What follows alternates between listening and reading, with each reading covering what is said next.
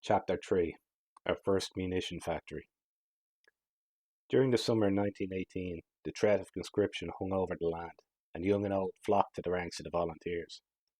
It's safe to estimate that at that time, 9/10 of all able bodied Irishmen between the ages of 16 and 50 were volunteers of a kind, while the women had their association, Cumann na mBan, and the boys had theirs, the Fina, or the Boy Scouts, all preparing to be our auxiliaries. Most of our officers were in jail on one charge or another. We who were out kept working day and night.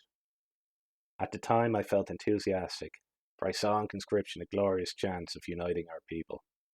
Though poorly armed, we were determined to fight. If the fight came, the survivors would be united in their purpose, and to me a united Ireland of 2 million people would be preferable to an Ireland of 4.5 million divided into 3 or 4 different factions. Meantime, though the Conscription Act had become law, England, realising our determination, postponed its enforcement for a few months in order to give us an opportunity of enlisting voluntarily.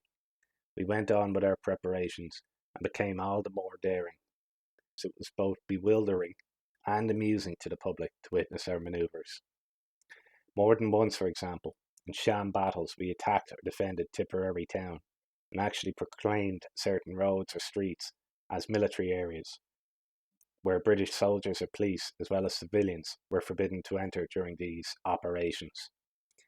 These operations were carried out by a few hundred volunteers, while the town was occupied by a garrison of over 1,000 British soldiers. On such occasions, we had no display of arms, though a few of our number might, for special reasons, have their revolvers in their pockets. It soon became evident that England was wiser than to try conscripting us. The threat gradually faded away, and so too did our great army, but the small number that remained was of more use. They meant to fight for independence. The others had only been thinking of saving themselves from the trenches of France, and believed with the old political leaders that Ireland's freedom was not worth the shedding of a drop of blood. As my subsequent actions showed, I held a different view. At this time, as I have already explained, Sean Tracy was enjoying the luxury of a hunger strike in Dundalk jail. He had been 13 days without food, and we feared they intended to let him die. We, who were outside, felt that we should do something without delay. I got a brainwave. Why not capture a peeler, bring him off to a safe hiding place, put him on forcible hunger strike, and keep him as a hostage for Sean's safety? I discussed the plan with some of the others. They were favourably disposed, and as we knew that a few policemen regularly patrolled the railway line near the Limerick Junction every evening, we decided they should be our hostages. All preparations were made, and our hiding place up in the mountainous district on the Limerick-Tipperary border was selected. 40 men were mobilised to carry out the job, but for once the policemen failed to patrol the line. Later I found out that the scheme had been turned down by the Irish Republican Brotherhood, a secret organisation which included the most reliable of the volunteers, and which practically controlled the volunteer army. After that, I severed my connection with the IRB. Sean Tracy was released in July 1918. When he came home, he was full of plans for organising.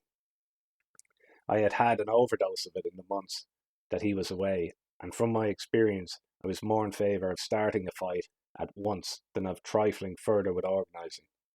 Sean would have his way, and we agreed to differ. I at once started a munition factory in partnership with my friend Patrick Keogh. Many a lively dispute we had on various points, some important, some otherwise, but as soon as Sean appeared, he always poured oil on the troubled waters. I must give you a description of our factory, lest the reader be picturing an Irish replica of the Krupp Works at Essen. The building itself was a small rural cottage owned by Tom O'Dwyer of the Bog Hole. 3 rooms were let to Dennis O'Dwyer of Dervice. Both he and the owner were well-known characters in Tipperary. Our equipment was of the crudest kind, for we had no machinery, but it was a simple matter to make ordinary black gunpowder.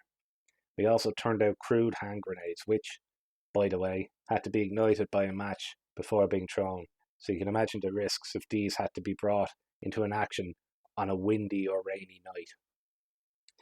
At this time too, we collected every available cartridge, including sporting cartridges for shotguns, and these were refilled with buckshot. Kyo and I always quarrelled as to whether it was better to put 4 or 8 grains of lead into the cartridge. The reader can easily imagine the effect on a poor devil who might get the full charge of one of these refilled sporting cartridges. Though most of our raids for arms had been carried out by this time, we still found occasion for an expedition of the kind from time to time. My first encounter with the enemy was one night when I was returning home from a raid. A small number of us, including Sean Tracy, were cycling home from Tipperary when my bicycle went flat and I had to dismount to pump it up. I ordered the others to go ahead, saying I would overtake them. On their way, they passed the police barrack on the outskirts of town. It would seem that the police heard them passing the barrack and came out to have a look round, or else they were actually on the road when the men passed, and with their usual courage, they were afraid to confront 6 volunteers. Anyhow, I neither heard nor saw anybody when I pumped up my bicycle, till I was suddenly pulled off by a burly peeler. In my left hand I carried a small iron bar for forcing locks, so I tried its effect on his head. The bar got the better of the argument. I then drew my revolver, covered the group of peelers. "Surrender, or I shoot," shouted their officer. "Put up your hands, or I'll shoot the lot of you," I replied. They complied with my order. I then stepped backwards, rolling my bicycle, still keeping my gun levelled at the peelers, till I reached the laneway. I dashed up the lane, mounted my bicycle, and escaped from the town not a moment too soon. The alarm was quickly raised, and the whole town was surrounded, and every street and lane searched, but I was safe in my factory with my comrades.